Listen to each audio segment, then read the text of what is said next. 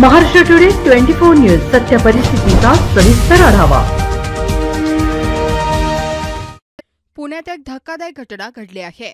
जन्मदात्या आईने जुळ्या मुलांची हत्या करण्यात आल्याचे समोर आले।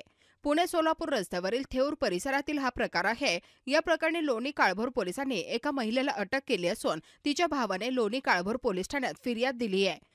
महिलेने जुळ्या मुलांची नीट वाढ होत नसल्याने त्यांचा खून केल्याची घटना घडली आहे। घराच्या छतावरील पाण्याच्या टाकीत बुडवून त्यांना ठार केले।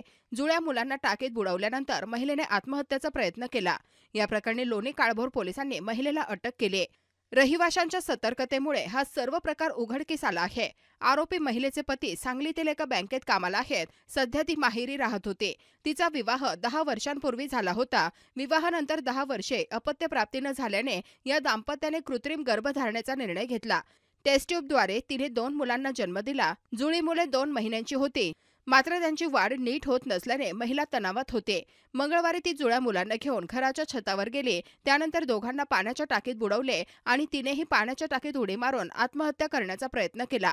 या भागातील एका रहिवाशाने या घटनेची माहिती तिच्या भावाला दिली। मुलांसह महिलेला पाण्याच्या टाकीतून बाहेर काढण्यात आले। त्यांना उपचारासाठी रुग्णालयात दाखल केले। उपचारापूर्वी जुळ्या मुलांचा मृत्यू झाला होता।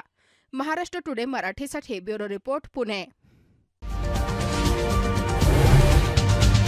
आजच महाराष्ट्र टुडे 24 न्यूजला सबस्क्राइब करा आणि सत्य परिस्थितीचा सविस्तर आढावा पहा।